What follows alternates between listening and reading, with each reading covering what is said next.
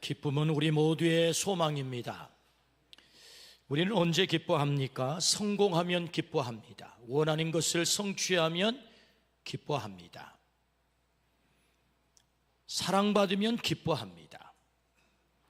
이렇게 찾아온 기쁨은 우리에게 대단히 소중한 기쁨이지요.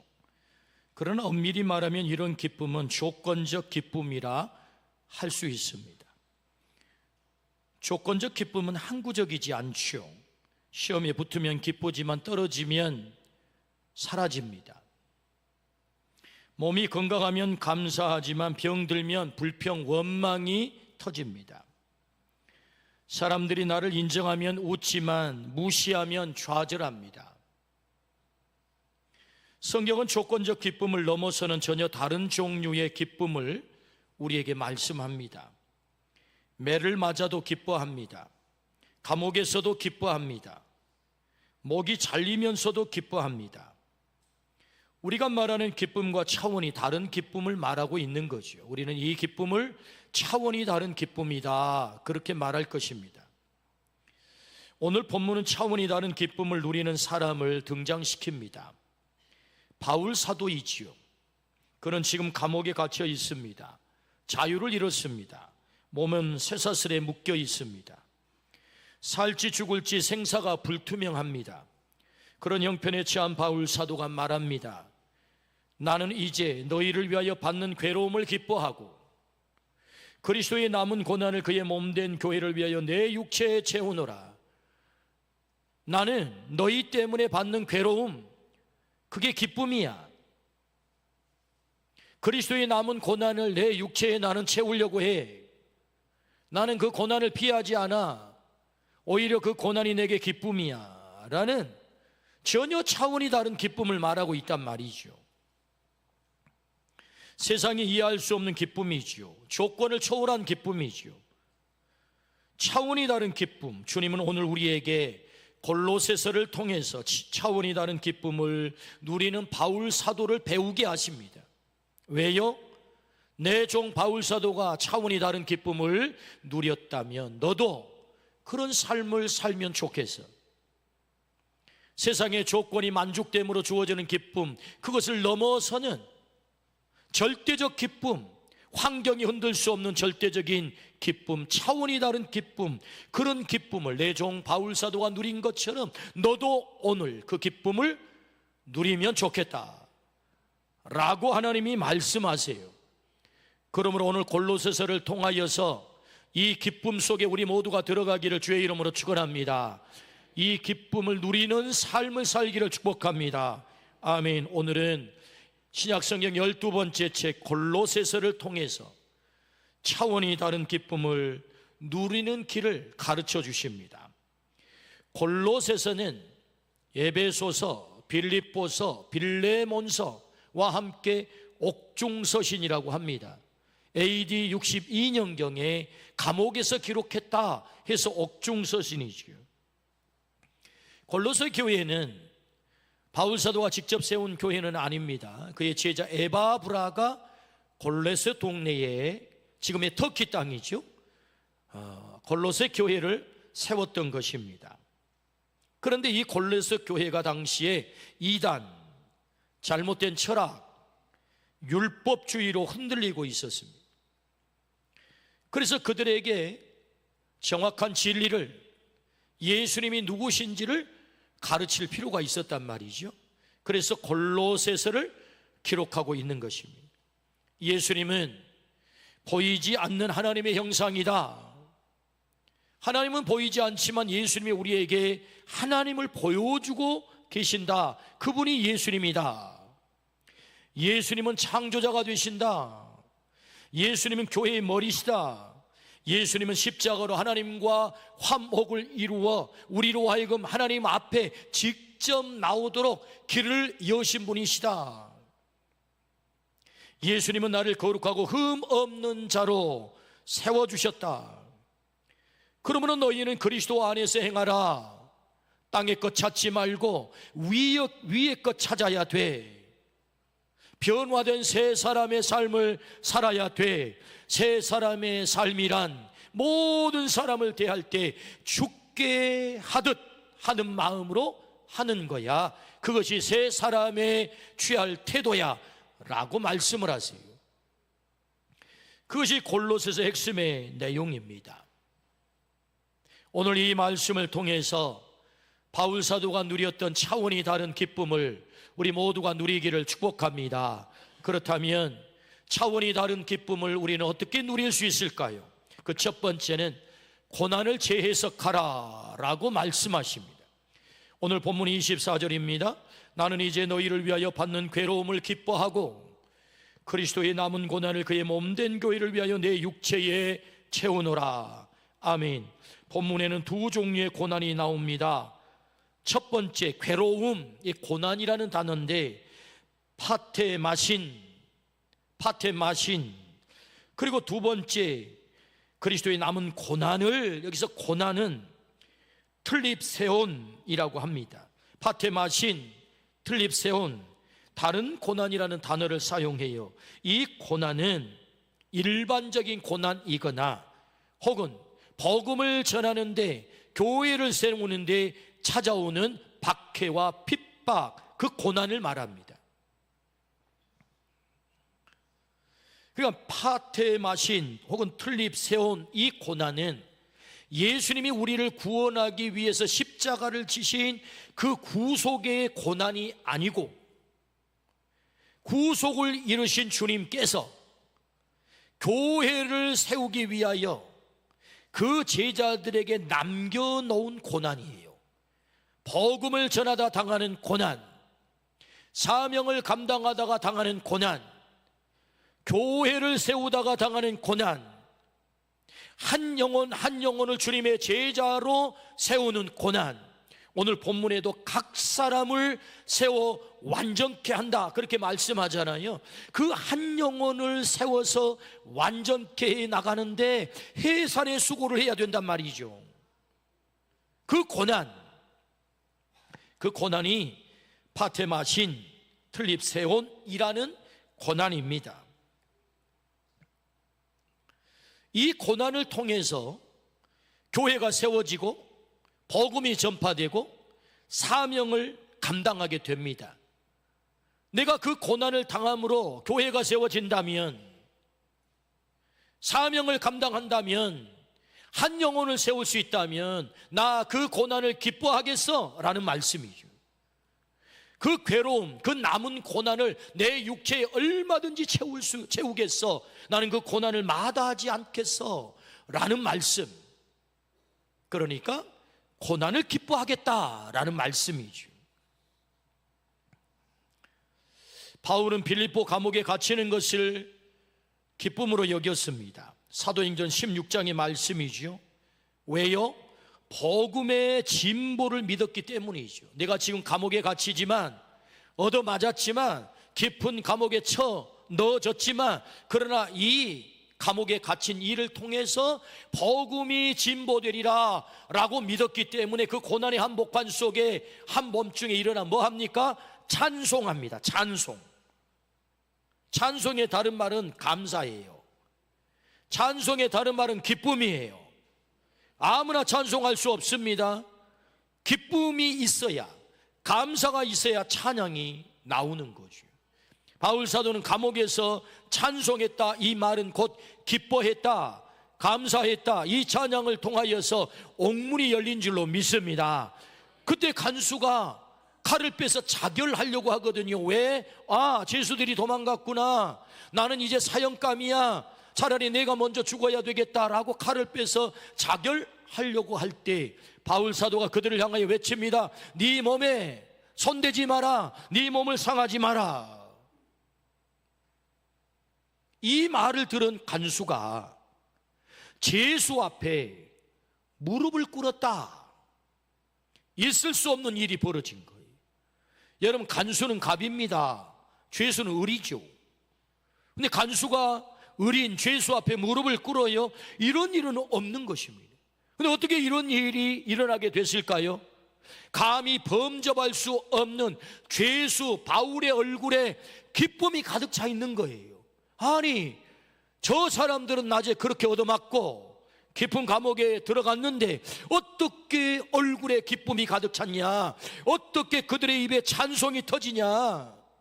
범접할 수 없는 바울 사도의 기쁨을 그들이 본 거지요. 그래서 이 간수가 바울 앞에 무릎을 꿇습니다. 바울은 감옥에 갇힌 것을 기뻐했다는 거지요. 왜? 이 일을 통해서 복음의 진보가 있을 거야. 이 일을 통해서 하나님이 구원하시는 그 놀라운 구원의 역사를 일으키실 거야. 나에게는 고난이 찾아왔지만 하나님의 복음은 놀랍게 확장될 거야. 그 고난에 대한 생각을 가졌다는 거지요. 그러므로 그는 차원이 다른 기쁨을 그 고난에 항복한 감옥에서 그는 누리고 있는 것입니다. 로마 감옥에 갇히는 것을 바울 사도는 기뻐했습니다. 복음의 진보가 이루어질 것을 믿고 기뻐했습니다. 빌립보서 1장 12절에 형제들아 내가 당한 일이 도리어 복음 전파의 진전이 된 줄을 너희가 알기를 원하노라. 빌립보 교회 사람들은 염려했어요. 어떻게 바울 사도가 감옥에 갇히냐? 그런데 바울 사도를 통해서 말씀합니다. 복음의 진전이 있을 거야 라고 말이에요. 여러분, 그 감옥 속에서 바울 사도는 네 권의 성경을 기록합니다. 에베소서, 빌립보서, 골로새서, 빌레몬서. 하나님의 계시가 어디에? 감옥에 임했다는 거죠. 그 고난의 한복판 속에 임했다는 것입니다. 하나님의 음성이 들려왔다고요. 그러므로 바울 사도는 로마의 감옥에 갇혀서도 기뻐하고 있어요. 오늘 본문의 말씀, 나는 이제 너희를 위하여 받는 괴로움을 기뻐하고 내가 감옥에 갇힘으로 하나님의 음성을 듣고 너희들에게 성경 말씀을, 하나님의 말씀을 전하게 된 거야. 할렐루야. 차원이 다른 기쁨을 바울 사도는 누리고 있음을 성경은 말씀하세요. 어떻게? 고난을 재해석했다는 것입니다. 감옥에 갇히는 고난을 재해석했다는 거예요. 아, 이것은 복음의 진보를 이루게 될 거야 라고 재해석했다는 거예요. 그러므로 여러분, 우리가 어떻게 차원이 다른 기쁨을 누릴 수 있습니까? 고난을 재해석할 때 우리는 차원이 다른 기쁨을 누리게 되는 줄로 믿습니다. 주님은 오늘 우리에게 고난을 재해석하라 라고 말씀하세요. 만약 우리의 삶에 닥치는 모든 고난이 괴로움이라면 우리 인생은 어떤 기쁨도 누릴 수 없을 것입니다. 우리 인생을 바다에 비유할 때가 있습니다. 우리 인생이 바다라고 한다면 여러분, 바다에는 365일 파도가 그친 적이 없어요. 아니, 잔잔하던데요? 파도가 없던데? 아니요, 작거나 크거나 차이가 있을 뿐이지 바다에는 언제나 파도가 있답니다. 그러므로 우리의 인생길에는 언제나 365일 이 고난이 떠나지 않는 것이다. 때문에 고난 때문에 우리 인생이 기쁨을 누리지 못한다면 우리 인생은 한순간도 기쁨을 누릴 수 없는 존재가 될 것입니다. 그러나 그 고난이 있다 할지라도 그 고난을 재해석해서 이 고난이 내 인생을 망가뜨리는 것이 아니야, 내 인생을 괴롭히는 것이 아니야 라고 고난을 재해석할 수만 있다면 우리는 그 고난 가운데서도 기뻐하게 될 줄로 믿습니다. 그걸 말씀하세요.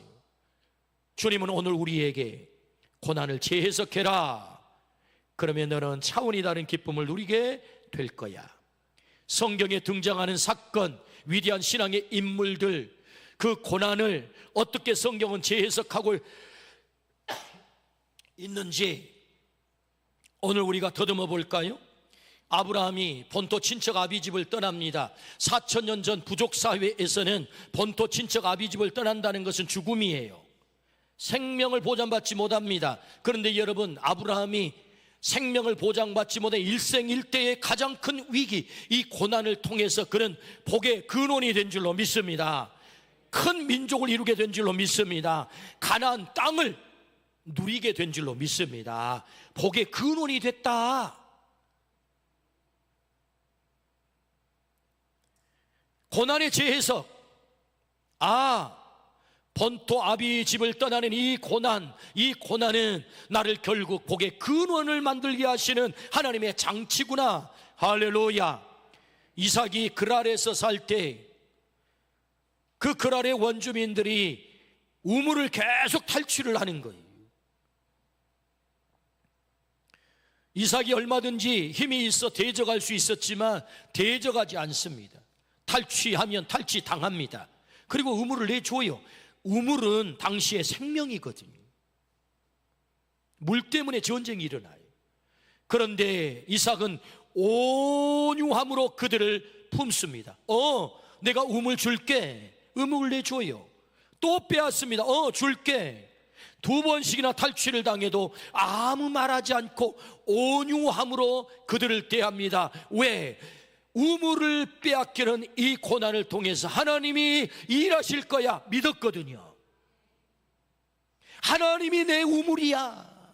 내 눈에 보이는 땅의 판, 이 그라운드의 판 우물이 내 생명을 보장하는 게 아니고 하나님이 내 우물 되셔서 내 생명을 보존하실 거야. 할렐루야. 이 믿음 때문에 우물을 빼앗으면 줍니다. 에색, 신나, 르호봇이라는 우물을 3번씩이나 파요. 하나님 약속하신 것처럼 온유한 자는 복이 있나니 땅을 기업으로 얻을 것이며, 할렐루야. 약속대로 이삭은 거부가 된 줄로 믿습니다. 아브라함이 누렸던 복을 이삭이 그대로 누리게 된 줄로 믿습니다. 그러므로 여러분, 이삭에게 찾아온 우물을 빼앗긴 고난,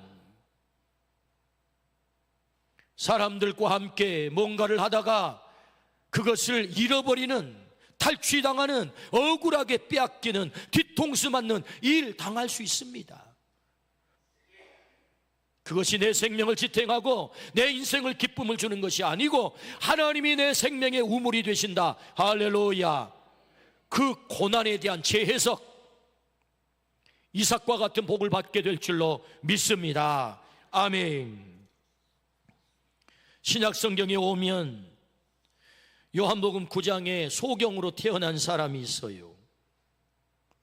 제자들은 궁금했습니다. 지나다니며 만날 때마다 도대체 저 소경은 누구의 죄 때문입니까? 주님 대답하시죠. 부모의 죄도 아니야, 자신의 죄도 아니야. 이 사람을 통해서 하나님의 하실 일을 나타내려 하심이야. 할렐루야. 주님은 이 사람의 고난을 해석해 주잖아요. 과거에서 그 원인을 찾지 않고 미래에서 원인을 찾는다. 미래의 어떤 원인? 하나님이 하실 일을 나타내기 위해서. 할렐루야. 때로 우리에게 고난이 있어요. 원치 않는 고난. 마치 이 소경이 태어나면서부터 장애를 안고 평생에 구걸해서 먹고 살아야 되는 그 고난.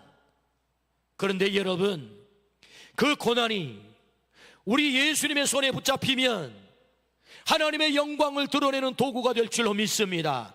하나님의 영광을, 하나님이 하실 일을 드러내는 도구가 될 줄로 믿습니다. 고난을 재해석하라는 거예요. 재해석. 나사로가 젊은 나이에 요절을 합니다. 죽음은 고난이죠. 그의 누리 마르다와 마리아는 얼마나 절망스러웠겠어요. 아버지, 엄마를 일찍 잃고 부모처럼 의지했던 오빠가 죽었으니 얼마나 그들의 인생은 절망이겠습니까? 그런데 여러분, 우리 주님이 요한복음 11장에 말씀하십니다. 나는 부활이요 생명이니. 그 말씀을 어떻게 증명해요? 죽은 나사로를 통하여서 예수님이 부활을 증명한 줄로 믿습니다. 나사로야 나오너라. 나사로를 살려내서 내가 부활이야, 내가 생명이야. 예수님의 부활의 모델, 나사로가 모델이 된 줄로 믿습니다. 그 고난이 예수님의 부활을 증명하는 모델이 되었다. 할렐루야. 그러므로 여러분, 나사로에게 죽음의 고난이란 고난이 아니라 주님의 부활의 영광을 드러내는 모델이 된 것이다. 할렐루야. 우리의 고난도 때로 하나님의 영광을 드러내는 이런 모델이 될 줄로 믿습니다. 고난을 재해석하라 라는 말씀이죠. 그런데 여러분, 고난을 내 마음대로 해석하면 됩니까? 성경은 우리에게 이 고난을 재해석하는 렌즈를 주세요. 렌즈. 그 첫 번째는 고난은 율례를 배우게 합니다. 고난은 율례를 배우게 한다. 시편 119편 71절 함께 읽겠습니다. 시작. 고난당한 것이 배우게 되었느니라. 아멘. 고난당한 것이 내게 유익이다. 왜? 고난을 통해서 하나님의 율례를 배웠기 때문이다. 하나님의 뜻을 알게 되었기 때문이다. 하나님의 말씀을 배웠기 때문이다. 할렐루야. 두 번째, 재해석의 렌즈가 있어요. 고난은 의와 평강의 열매를 맺는다.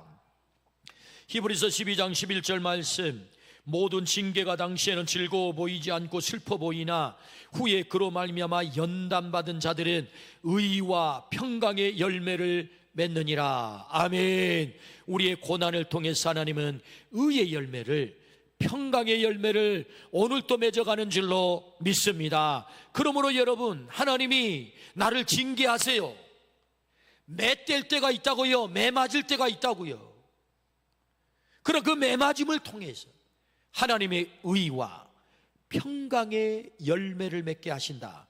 그러므로 고난은 나를 죽이는 것이 아니라 하나님의 평강의 열매를 맺게 하는 것이다. 아멘. 고난을 해석하는 렌즈. 세 번째, 고난은 인내와 소망을 만들어냅니다. 야고보서 1장 2절에서 4절 말씀입니다. 내 형제들아, 너희가 여러 가지 시험을 당하거든 온전히 기쁘게 여기라. 이는 너희 믿음의 시련이 인내를 만들어내는 줄 너희가 알미라. 인내를 온전히 이루라. 이는 너희로 온전하고 구비하여 조금도 부족함이 없게 하려 함이라. 로마서 5장 3절에서 4절 말씀, 다만 이뿐 아니라 우리가 환난 중에도 즐거워하나니 이는 환난은 인내를, 인내는 연단은 소망을 이루는 줄 알미로다. 아멘.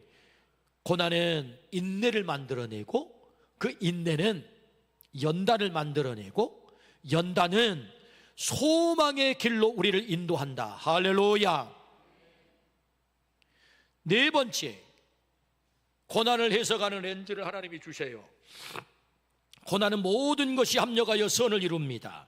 로마서 8장 28절 말씀, 우리 인생의 좌우명으로 하나님이 우리에게 주신 말씀 함께 읽겠습니다. 시작. 우리가 알거니와 하나님을 사랑하는 자 곧 그의 뜻대로 부르심을 입은 자들에게는 모든 것이 합력하여 선을 이루느니라. 할렐루야. 지금은 실패예요. 지금은 고난이에요. 지금은 상처예요. 말할 수 없는 고난이에요. 그런데 여러분, 우리가 하나님을 사랑하고 주님 안에 있게 되면 합력하여 그것이 선이 된다라고 약속을 하세요.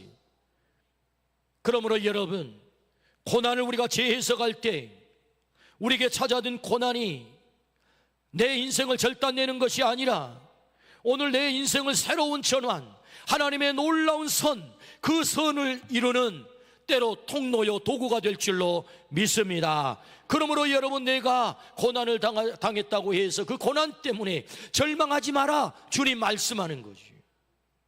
오늘 로마서 8장 28절 말씀을 읽다 보면 꼭 생각나는 사자성어가 있어요. 그게 뭐예요? 세옹지마라는 말입니다. 한 영감님이 아주 잘생긴 재산가치가 아주 높은 말을 길렀대요. 그런데 어느 날 애준중지 기른 이 말이 집을 나가버린 거예요. 동네 사람들이 와가지고 영감님 어떡합니까? 그렇게 귀한 재산, 자식같이 기른 말이 집을 나가버렸으니 큰일 났습니다. 그러자 이 영감님 하시는 말씀, 허허 웃으면서, 글쎄 이게 복이 될지 화가 될지 두고 봐야죠. 누가 압니까? 세월이 흘렀어요. 그런데 한참 지났는데 웬 무리가 잔뜩 집으로 들어오는 거예요. 가만 봤더니 집 나간 말이 여러 마리의 말을 막 끌고 들어오는 거예요. 너무너무 놀라운 일이 일어난 거예요. 막 준말을 막 같이 끌고 들어온 거예요. 동네 사람이 와서 말합니다. 영감님, 그 나간 말이 이렇게 많은 말을 데리고 왔으니 이제 영감님은 부자가 됐습니다. 좋으시겠습니다. 글쎄요, 이게 화가 될지 복이 될지 두고 봐야지. 그 가운데 준말을 한 마리 골라 외아들 하나밖에 없는 아들이 말을 타기를 좋아해가지고 열심히 말을 타다가 낙상을 해가지고 허벅지뼈가 똥강하고 부러졌어요. 동네 사람들이 와가지고 뭐라고 했다고요? 영감님, 어떻게 그런 불행한 일이 있답니까? 그러자 이 영감님 하시는 말씀, 글쎄요, 이게 화가 될지 복이 될지 두고 봅시다. 시간이 흘렀습니다. 오랑캐가 쳐들어왔어요. 젊은 남자들은 모두가 끌려가는데 허벅지뼈가 똥강 부러진 이 외아들은 전쟁터에 끌려가지 않은 거예요. 그래서 다른 끌려간 남정네들은 다 죽고 시체로 돌아오는데 이 아들만 살아남았다는 것 아닙니까? 할렐루야. 인생사 세옹지마. 하나님을 사랑하는 자, 곧 그의 뜻대로 부르심을 입은 자들에게는 모든 것이 합력하여 선을 이루느니라. 할렐루야. 그렇습니다. 우리가 하나님을 사랑하고 내가 하나님 안에 뿌리를 내리고 내가 예수 그리스도 안에 있기만 한다면 오늘 내게 당하는 이 불행스러운 고난이 아니라 합력하여 선이 될 줄로 믿습니다. 고난을 재해석하라 라고 말씀을 하세요. 하나님은 우리에게 고난의 재해석의 렌즈를 주셨어요. 고난은 우리에게 율례를 가르쳐 주십니다. 고난은 우리에게 의와 평강의 열매를 맺게 하세요. 고난은 우리에게 인내와 소망의 길을 가르쳐 주세요. 고난은 모든 것이 합력하여 선이 되게 하시는 하나님의 역사를 일으키세요. 할렐루야. 아멘. 그러므로 고난을 재해석하여 이 고난이 우리를 차원이 다른 기쁨으로 끌고 가는 은혜가 있기를 주의 이름으로 축원합니다. 아멘. 존경하는 함석헌 선생님께서 1962년도에 쓰신 대표작, 그의 작품 가운데 대표작이 뜻으로 본 한국 역사라는 책입니다. 지금까지 이 책은 대단히 큰 영향력을 미치고 있지요. 이 책의 핵심 내용은 우리 민족에 당한 고난을 재해석한 거예요. 우리 민족이 당한 고난을 재해석한 거다. 그런 책에서 이렇게 말합니다. 식민지의 고난은 민족을 잠에서 깨우는 하나님의 채찍이었다. 역사는 매를 맞아야 깬다. 일본 제국주의 발길질은 우리 민족을 깨우는 종소리였다. 식민지 고난이었지만 우리 민족을 자각시키는 종소리였다는 것입니다. 이어서 그는 이렇게 말합니다. 한국 전쟁은 피비린내 나는 교과서였다. 피를 통해 우리는 평화를 배웠다. 평화가 얼마나 중요한지. 고난은 징벌이 아니라 씨앗이 자라는 성장통이다 라고 했습니다. 그가 하신 말씀 가운데 이런 유명한 말이 있어요. 한국의 고난은 한국만의 것이 아니다. 그것은 인류를 위한 연단이며 인류의 눈을 뜨게 할 하늘의 계획이다. 그러면서 이렇게 설명을 해요. 그리스도가 고난을 당하여 인류를 구원한 것처럼 대한민국이 그 숱한 고난을 당함으로 세계 인류를 구원하는 데 쓰임받게 될 것이다. 그러니까 우리 민족이 당한 고난은 그냥 한국만의 고난이 아니고 이 고난을 통해서 세계 인류를 구원하는 데 쓰임받는 고난이 될 것이다 라고 그는 책에 기록했어요.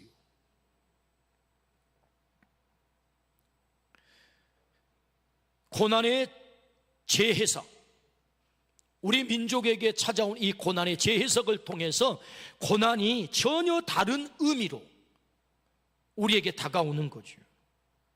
함석헌 선생님의 고난 해석이 지금 그대로 이루어지고 있는 역사적 현장을 우리는 지금 경험하고 있어요. 한국이 당한, 우리 한국민이 당한 고난은 한국민의 고난만이 아니다, 세계를 살리는 고난이다라는 이 말이 그대로 성취되는 현장에 우리가 살고 있는데, 이재명 대통령이 지난 주간에 80차 유엔 총회 기조 연설을 했습니다. 여러분, 유엔은 1945년 12월 24일 날 결성이 되었습니다. 2차 세계대전이 끝나고, 그리고 우리나라가 유엔이 결성이 되고 5년 만에 그 유엔에 의해서 대한민국이 존재하게 된 거예요. 놀라운 일이잖아요. 대통령께서 기조 연설을 하면서 이런 말씀을 하셨어요. 한국의 80년 역사는 유엔이 이룬 성취를 증명하는 역사다. 또 이런 말을 했습니다. 과거의 그리스 아테네가 민주주의 교과서였다면 이제는 내란을 빛의 혁명으로 극복한 대한민국이 민주주의 교과서가 되었다. 무슨 얘기입니까? 과거에는 그리스 아테네로 민주주의를 배우러 갔다면 이제는 세계가 민주주의를 배우기 위해서 대한민국에 올 거라는 것입니다. 그러니까 대한민국의 고난은 대한민국의 고난만이 아니라 세계를 살리고 구원하는 데 쓰임받는 고난이다 라는 함석헌 선생님의 말씀이 오늘 지금 우리나라 이 역사 현장 속에 이루어지고 있다는 것입니다. 놀라운 일이잖아요. 그러므로 고난을 하나님의 말씀의 렌즈로 재해석하면 차원이 다른 기쁨을 우리는 누리게 된다. 로마서 8장 28절 말씀을 다시 한번 같이 읽어볼까요? 우리가 알거니와 하나님을 사랑하는 자 곧 그의 뜻대로 부르심을 입은 자들에게는 모든 것이 합력하여 선을 이루느니라. 아멘. 합력하여 선을 이루는 하나님의 역사의 현장에 우리는 지금 살고 있는 것입니다. 그러므로 차원이 다른 기쁨을 누리려면 고난을 재해석하는 것입니다. 하나님의 눈으로, 하나님의 말씀으로. 그때 우리는 고난 때문에 절망하는 것이 아니라 차원이 다른 기쁨을 우리가 누리게 되는 것이다. 로마서 8장 18절 말씀에 생각하건대 현재의 고난은 장차 우리에게 나타날 영광과 좋게 비교할 수 없도다. 아멘. 우리가 지금 당하는 고난이라고 하는 것은 장차 나타날 그 엄청난 영광과 감히 비교할 수가 없다라고 말씀을 하세요. 노 크라운이라고 하는 유명한 말이 있습니다. 십자가 없는 영광은 없다, 고난 없는 영광은 없다라는 말이죠.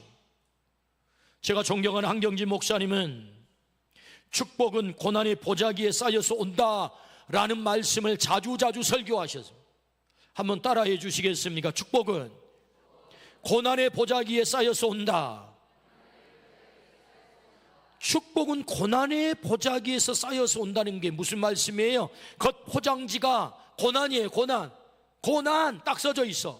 아, 나가 저거 싫어, 고난이야.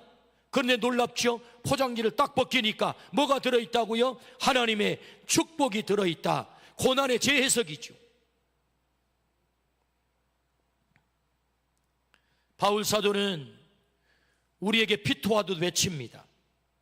데살로니가전서 5장 16절에서 18절 우리 같이 한번 읽겠습니다. 시작. 항상 기뻐하라, 쉬지 말고 기도하라, 범사에 감사하라.